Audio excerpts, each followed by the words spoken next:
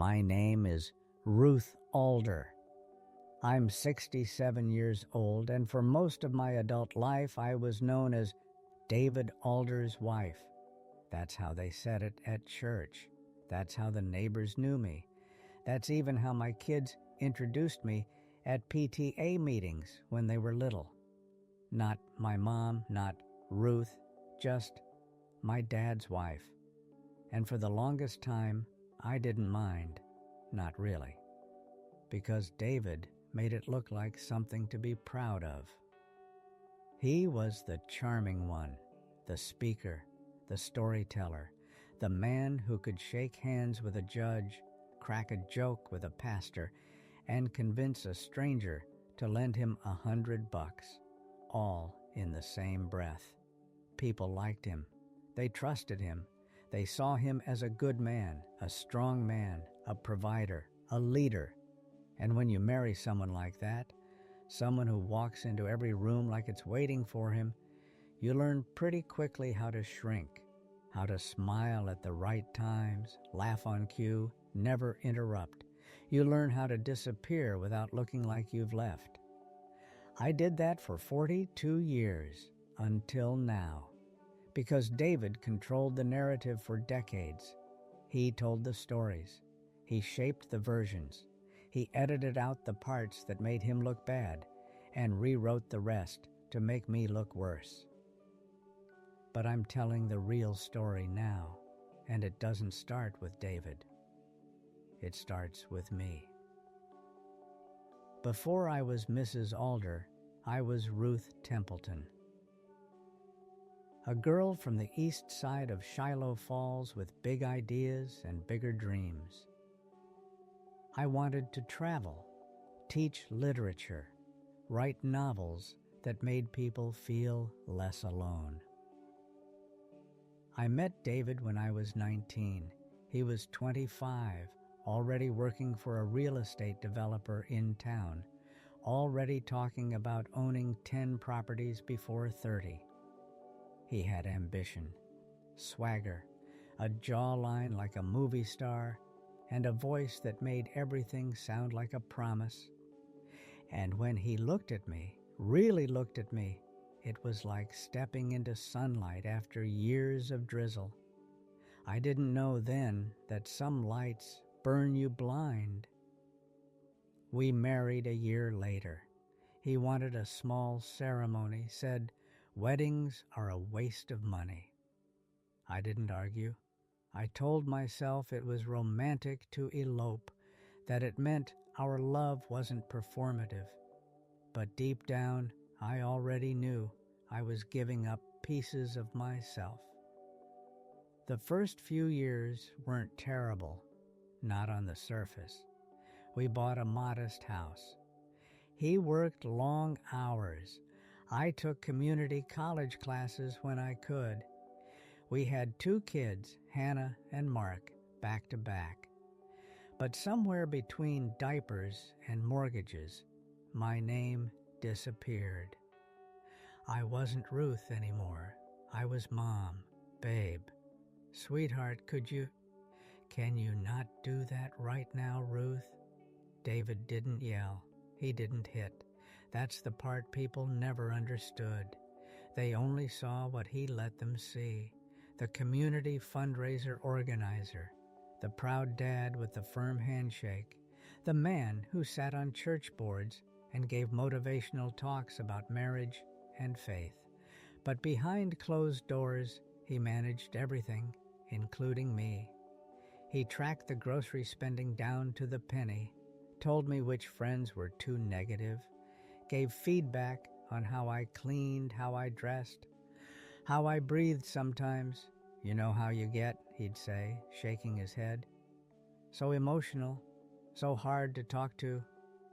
Eventually, I stopped talking. Eventually, I just listened to his version of things, to his rules, to his stories at dinner tables where people laughed and I smiled along, even when I was the punchline. Because that's what good wives do, right? They nod. They serve the drinks. They let their husbands speak for them, even when the stories aren't true, even when they make you small, even when they erase you entirely. But there's one story David never told, the story of how he built his little empire on the backs of people like my father, the story of how he manipulated our son into hiding something unforgivable, the story of what happened the night I almost left, and why I didn't, until now. Because now I'm not afraid of his stories. I've got my own, and this time, everyone's going to hear them. The first time I caught David in a lie, I was 22 and pregnant with Hannah. It was a small lie, so small you'd almost laugh at it now. He told me he'd been at the office late, said there was a meeting with investors. But his tie was missing, his shirt had a faint trace of perfume I didn't wear, and there was a scratch across the back of his neck like someone had gotten a little too close. I asked gently, what kind of meeting? He didn't flinch, didn't pause, just smiled that perfect practice smile and said, the kind you don't need to worry about, sweetheart. And I didn't press. Not because I believed him, but because I'd already learned what happened when you challenged David Alder's version of events. You became the problem. You're overreacting. You're paranoid. Are you sure you're not just hormonal? By the time I was 25, I could predict every reaction before I finished a sentence. His anger never came with volume, but with precision. Words designed to cut without leaving blood. Looks that said, you're being foolish, and I'm only tolerating this because I love you. That's how it worked. He got to be the hero. I got to be the wreck. And everyone believed him. He told people I was sensitive, that I struggled with stress, that I was the creative type, moody, anxious, a little off. He said it with a chuckle, like it was charming, like I was just his quirky little burden. And I played along, because the alternative was worse. Because the more I pushed back, the more isolated I became. Friends stopped calling. His family, especially his mother, treated me like some broken thing he had to manage. Poor David, she said once, after I'd cried through an entire dinner in their kitchen. You try so hard and she just never seems happy, does she? I wiped my face with a paper napkin and stared at my plate. I had no words left. By the time Mark was born, I was fully under. I don't mean depressed, not exactly. I mean submerged, like I was walking through water all the time. Everything slow, heavy, distant. And David? He was thriving. He'd started his own real estate firm by then, made his first 6 figures. People talked about him like he was a local legend, built from nothing. Faithful husband, devoted father, a man who led prayer at breakfast and closed deals by dinner. No one knew he'd borrowed the down payment for his first flip from my father's retirement account. No one knew he'd lied to me and said my father had offered it up gladly, when in truth, Dad had cried on the phone with me 6 months later, whispering, I didn't want to say no to him. I thought I'd lose you if I did. I buried that truth with the rest of them. Because what was I going to do? Tell the truth? Who would have believed me? David was the golden boy of Shiloh Falls. The man with the firm handshake, The generous donations, the Christmas cards with our smiling family in matching sweaters. And I was the one with moods. He made sure of it. He told people I had anxiety, that I struggled with sleep. He said it was because I worried too much, especially about things that didn't matter, like where the money was going, like why he changed his phone password every month, like the night I found an earring back in the passenger seat of his car, gold, delicate, not mine. He had an answer for everything, always, and even when the answers didn't make sense, people nodded. Because David didn't explain things, he declared them with confidence, with charm, with just enough gentle condescension to make you question your own eyes. But I remember everything. I remember the day he looked our son in the eye and taught him how to lie. I remember the night Hannah came home in tears and he told her to toughen up and stop making drama over something a boy said to her at school. I remember all of it, and I'm done letting him shape the story. Because I know how dangerous a single narrative can be, especially when it erases the ones who were there the whole time, screaming on the inside and smiling on the outside. That was me, but not anymore. Not now. Now I'm remembering out loud. And this time I'm not asking anyone to believe me. I'm just telling the truth. The night everything almost came undone was our 30th wedding anniversary. We had dinner reservations at a steakhouse in Bell Ridge, someplace David had picked because the owner owed him a favor and the valet boys knew his name. He told me to wear the navy dress, said it made me look elegant, which was his polite way of saying it didn't make me look old. I almost didn't go. Something in me was already fraying that year. I was 52, our kids were grown, and for the first time in decades, the house stayed quiet, long enough for me to think, not just about grocery lists or holiday plans, about me, about what had been done to me. But I went anyway, because habit is louder than instinct when you've been silencing yourself for 30 years. We sat at a candlelit table. He ordered for both of us, as always, filet mignon for him, salmon for me. Told the waiter she's watching her heart, like I was some pet he had on a restricted diet.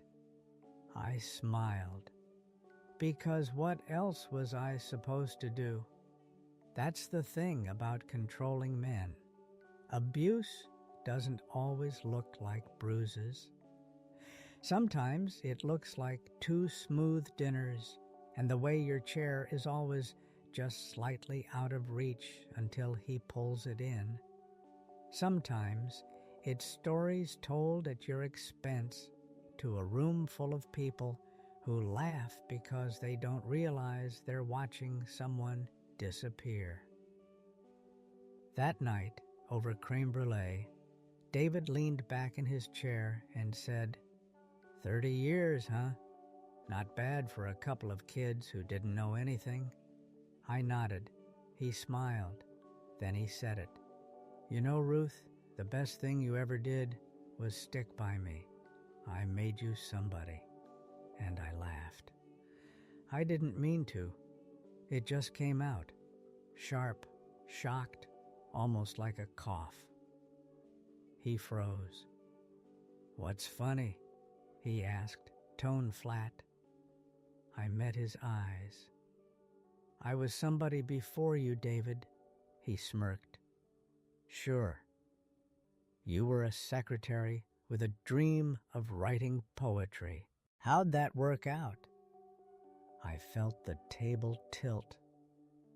Not literally, but like gravity had shifted, and suddenly I could see everything, the years, the control, the narrative.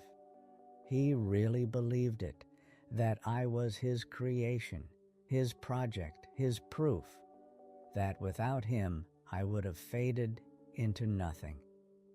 That's when I realized this wasn't just manipulation, it was delusion.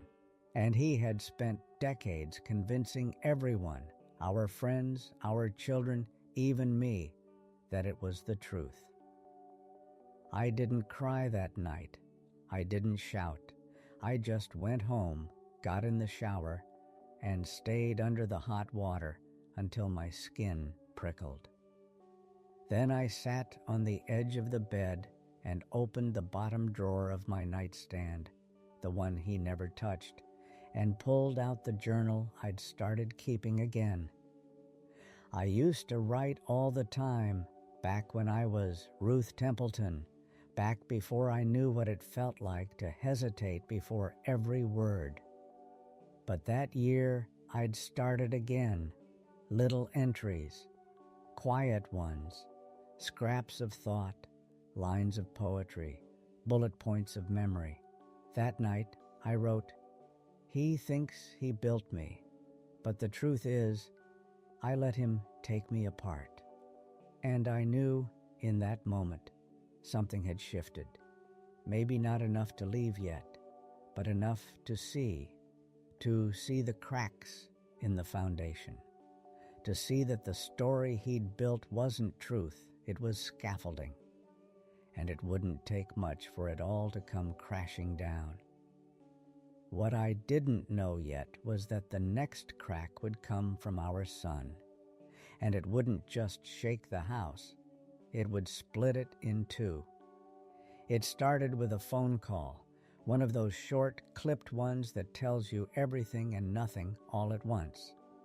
"Mom," Mark said, "we need to talk.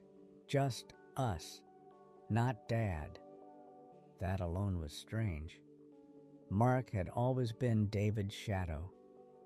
From the time he was old enough to walk in his father's boots and mimic his sarcastic tone, he'd taken every cue from the man who demanded to be both admired and obeyed. I used to think that was normal, father and son, strong bond, boys being boys. But what I didn't see then, and only fully understood now, was that David didn't raise Mark to be his own person. He raised him to be a reflection, a clean, obedient, masculine mirror. So when Mark asked to meet without his father, I knew something had broken. I just didn't know how much. We met at a diner on the outskirts of town, a place where no one knew us, where no church friends would peer over menus and whisper prayers. He was already sitting in a booth when I arrived, coffee in front of him, pale, eyes bloodshot. I slid into the seat across from him, heart already racing. He didn't waste time. "Dad told me not to say anything," he started, "but I can't live with it." "Say anything about what?" I asked, already knowing, because my bones had started to ache. Mark looked at me, really looked. And for the first time in a long time, he didn't have David's expression on his face. He looked like the boy I used to rock to sleep, the one who cried when he found a dead bird in the yard, the one who used to call me Mommy in a whisper when he was sick. "I think he's going to lose the business," he said quietly, "and he's dragging people down with him." I blinked. "What do you mean, lose it?" Mark rubbed his face, fingers trembling. "He's been moving money, using fake maintenance invoices, signing off deals in other people's names. He told me to sign some documents, said it was just cleanup work, but when I looked closer, it's fraud, Mom. Federal level stuff. My blood ran cold. You signed them? I asked. He nodded, eyes filling.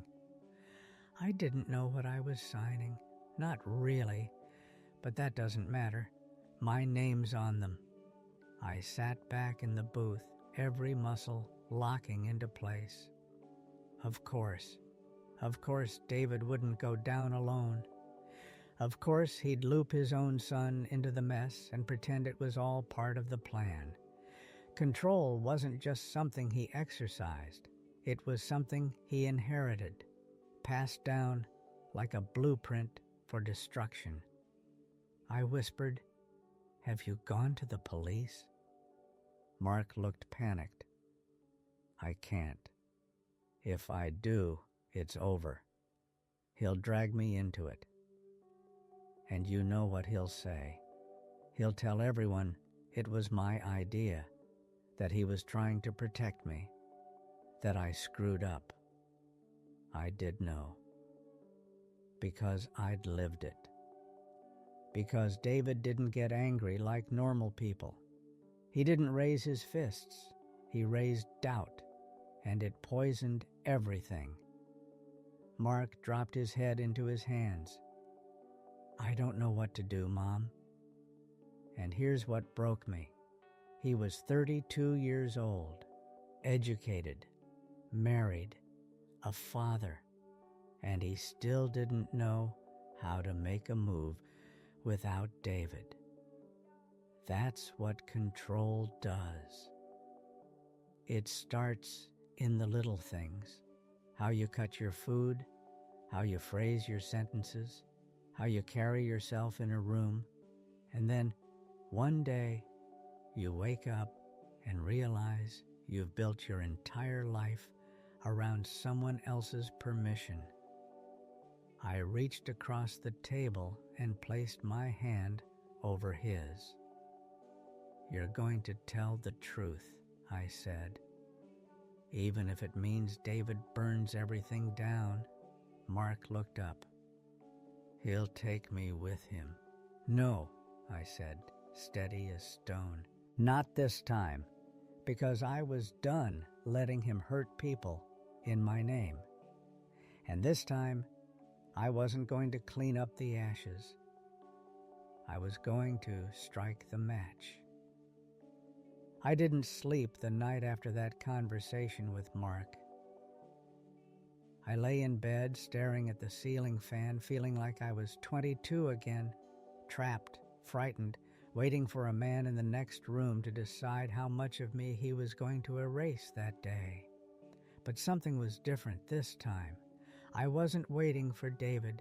I was waiting for me, waiting to see what I'd do when the choice finally came, when the truth stopped knocking and started kicking the door in. By morning, I'd made up my mind. I brewed coffee in the kitchen like always, poured his into the travel mug with the same chipped handle he refused to throw away. Buttered toast, sliced bananas. I went through the motions, calm and quiet, like every other Tuesday morning of our married life. He came in, grunted a half hello, checked his phone, didn't ask how I slept. I looked at him, and I didn't feel rage. Not that day. I felt clarity. He wasn't a mystery anymore. He was a system, predictable, cold, and slowly collapsing under its own weight. I talked to Mark, I said. He froze, just for a moment, but I saw it, that tiny twitch in his temple, the blink that lasted half a second too long. Oh, yeah, he said, too casually. He's still whining about how hard business is. That boy's got no backbone. No, I replied. He's got a conscience. There's a difference. David looked up, slowly, smiled the way he did when he was about to lie. "What did he tell you?" he asked, pouring creamer with an air of performance. I stepped forward and set down my cup. "Enough," I said. He told me enough. He laughed, actually laughed. "You know how dramatic he gets. He's been overwhelmed ever since he and Rachel had the baby. He needs to toughen up, Ruth. He'll be fine." "No," I said again. "He won't. Not if you take him down with you." The smile slipped, not completely, but enough to see what was under it. There it was, the real David. Not the one at church, not the one at dinner parties, the one who made grown children afraid of phone calls, the one who turned his wife into a compliant shadow. He stepped closer, too close, voice lower. What exactly did he say? I held my ground. "Enough to know what you've been doing, and enough to make sure you don't do it to him again." His jaw clenched. "So what? Now you're going to play hero?" "Don't be stupid, Ruth. You don't understand how business works." "I understand you," I said, "and I'm done pretending I don't." He didn't yell. He didn't raise a hand. He just smiled again, colder this time. "You think anyone's going to believe your version of things?" he said. "After all these years of letting me talk for us, you think people are suddenly going to see you as credible?" And that was the moment. The moment I knew exactly how far he'd gone. Because he didn't just want power over me. He wanted to own the story of me. He thought I'd be too afraid to speak because I'd gone so long without a voice. But silence isn't weakness. Sometimes it's preparation. I stepped back, picked up my purse, and said, "I'm going to the lawyer's office. Mark's already scheduled a meeting." He blinked. "What?" "I'm going with him. We're protecting ourselves. From you." "You're making a mistake," he said, jaw tight, eyes narrowed. "No," I replied. "I made the mistake 37 years ago. I'm correcting it now." And then I walked out, down the driveway, into my car, and I didn't shake. I didn't cry. Because the moment I stood up for my son, I finally stood up for myself. The lawyer's office was cold in that sterile, calculated way. Leather chairs too stiff, fluorescent lighting that made everyone look slightly sick. But for the first time in my life, I wasn't the one shrinking into the walls. I was the one holding the folder. Mark sat beside me, pale but composed. He kept fidgeting with his wedding band, like he was trying to remember he still belonged to something good.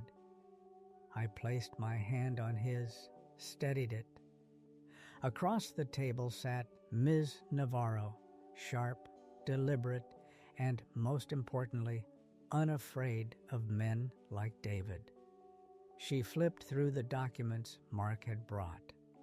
His signatures, the false invoices, internal emails that David had forwarded without thinking, assuming no one would ever question him.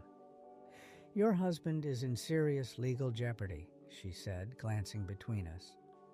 "But if we act now, cooperate, disclose everything, there's a chance we can protect you, Mark." Mark nodded slowly. "I don't care what happens to him. I just don't want my son growing up thinking I let it happen." I felt that line hit me deep, because that was the real cost of silence. It wasn't just what it did to you, it was what it taught the people watching you, the children who saw you fold day after day and learned to call it love. Ms. Navarro looked at me. And you? Are you prepared for what this could mean? I answered without hesitation. I'm ready to tell the truth. She nodded once and said the words I hadn't heard in decades. Then we start with your statement. I told her everything, not just about the fraud, about the years, the manipulation, the isolation, the quiet erosion of a woman no one thought to ask about because she played the part too well. I told her about the missing pension from my father, the fake repairs on the duplex David claimed were necessary, the fact that he hadn't filed proper taxes on 2 of the properties in over 5 years, and that he'd used my Social Security number on one of them without telling me. Her pen didn't stop moving. When I finished, she looked at me differently, not with pity, with respect. You're brave, she said. I wasn't sure how to respond to that. Brave wasn't a word I'd ever used for myself, but I was starting to believe it might be true. The fallout started slowly. David got wind of the meeting by the end of the week. I came home to find him pacing the kitchen, red-faced, the counters covered in unopened mail. You went behind my back, he hissed. You turned our son against me. I set down my keys. No, I said. You did that. I'm just not covering for you anymore, he scoffed. You think people will believe this version? That you were some kind of victim? I smiled, small and steady. I don't care if they believe it. I just care that it's true. He stared at me for a long moment, and for the first time, he looked afraid. Not of the law, of me, of what it meant if I was finally done playing along. The days that followed were a blur of legal calls, document reviews, and difficult conversations. Hannah, when I told her, was quiet for a long time. Then she said, I always knew something was wrong. I just didn't know how bad. I told her I didn't either, not until I heard my own voice out loud and realized how long it had been buried. That's the thing they don't tell you about reclaiming your truth. It's not loud at first. It's slow, shaky, a whisper, but it grows, and once it starts, it doesn't stop. There's a strange kind of silence that comes after you speak the truth. Not the old, heavy kind, the kind that suffocates and swells like a bruise. This silence is clean, sharp, honest, like a room after the storm's passed, windows cracked open, air finally moving again. That was what our house felt like in the weeks after David found out I wasn't covering for him anymore. Quiet, but not dead, not anymore. He didn't leave right away. Men like David never do. They linger, hover, keep their grip on the doorknob, just in case you fall apart, and beg them to stay. But I didn't beg, I just moved. I took down the wedding photos from the hallway, not in anger, in clarity, because that version of us, the smiling couple on a beach in Charleston, the stiff pose in front of the church, was a story he'd curated, a performance, a poster for the life he wanted people to believe he'd built. But I was never in those pictures, not really, just the version of me he approved. So I pack them away, put up framed poetry instead. Quotes, I used to love before his voice got louder than my own thoughts. Emily Dickinson, Maya Angelou. One from Mary Oliver that stopped me mid-step. Tell me, what is it you plan to do with your one wild and precious life? That quote sat above the entry table from then on. Every time I left the house, I saw it. And I answered it, in pieces. One bold choice at a time. The investigation moved forward. Mark cooperated fully, provided documents, emails, testimony, and I gave my affidavit. Detailed, painful, clear. David got quiet in a new way, not manipulative quiet, defeated quiet. He stopped making jokes at my expense, stopped pretending he could charm his way out of it. For the first time, he looked like a man who realized the ground he built everything on was crumbling, and no one was rushing in to rescue him. One night, he knocked on the door of the guest room where I'd been sleeping for weeks. I didn't answer. He spoke through the wood. I didn't mean to hurt you. I stared at the ceiling. I thought we were doing what we had to. That line nearly made me laugh. We? No, David. You did what you had to. And I did what you told me to because I was scared of what you'd say, of what people would think, of being alone, of failing. But that's the thing about clarity. It shows you've been alone all along. And failure, that was never leaving. Failure was staying and calling it loyalty. A week later, he moved out. No dramatic goodbye. No slammed doors. Just a half-filled suitcase and one last attempt at rewriting the ending. He looked at me from the doorway and said, I hope you can forgive me someday. I didn't respond. Not because I hadn't considered forgiveness, but because I was still learning how to forgive myself. For every time I swallowed truth, for every time I turned away, for every time I helped him build a lie, because I was too tired to argue with the story he'd already sold the world. He left, and the house didn't feel empty. It felt new, like it had been waiting for me to arrive. And I wasn't afraid anymore of him, of the truth, of being seen, because the worst had happened, and I was still standing, and soon I'd be speaking publicly because a journalist had called, and they wanted to hear my side.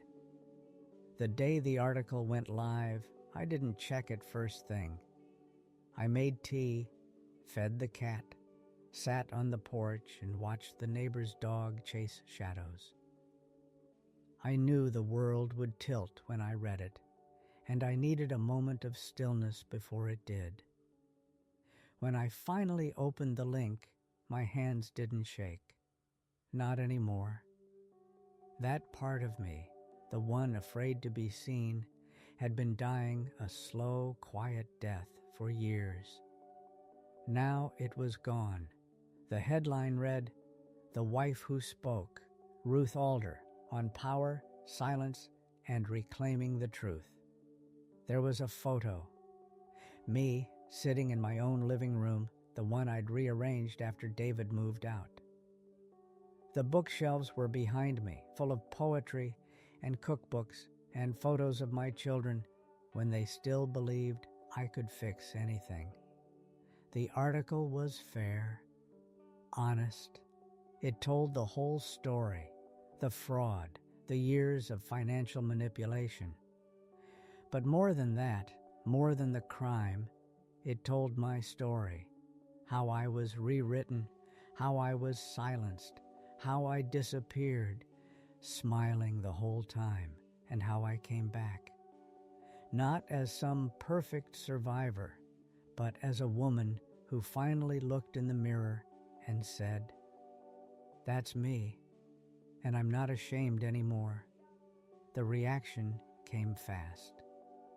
Emails, messages, notes left in my mailbox. Some from women I knew, some from strangers. One read, "I always thought I was the only one. Thank you for saying it out loud." Another, "He was always so charming at church. I had no idea. I believe you." But the one that broke me, split me wide open, came from a woman named Carla. She wrote, "I left my husband last year. Everyone said I was selfish. Until I read your story. Now I know I wasn't selfish. I was brave. I printed it out, taped it to the inside of my closet door. Because there are still mornings when doubt taps me on the shoulder. But then I see Carla's words, and I remember why I did it. David is being investigated. Mark testified last month. His immunity deal was accepted thanks to full cooperation. He's rebuilding now, honestly, carefully, with eyes wide open.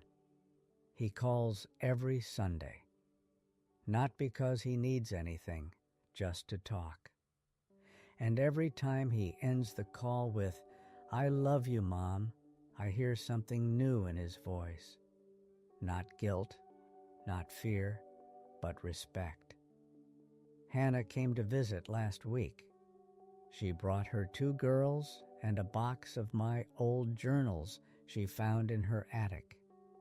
She sat at my kitchen table, thumbing through pages filled with shaky cursive and tea stains. At one point, she looked up and asked, "Did you ever think this would be your story?" I shook my head. No. But I'm proud it is. Because it's not a story of shame. It's a story of returning to my voice, to my name, to the life I thought was too far gone to reclaim. The women's group I started, Speak First, meets every Wednesday in the basement of the library now. We outgrew my living room. Every week, new voices join the circle. Some whisper, some weep, some rage. But all of them speak. And that's the victory, not in being heard by the world, but in hearing yourself and choosing to believe her. I stand at the front of that room each week and say the same thing. You don't owe anyone the edited version of your story. You only owe it the truth, because silence didn't protect me. It imprisoned me, and the only way out was through my own voice. David tried to rewrite the truth for decades. He told his version clean and polished with the spotlight fixed on him. But now, I've taken the pen back, and I'm writing the ending myself. No footnotes, no corrections, no apologies, just the real story. Mine, finally, forever.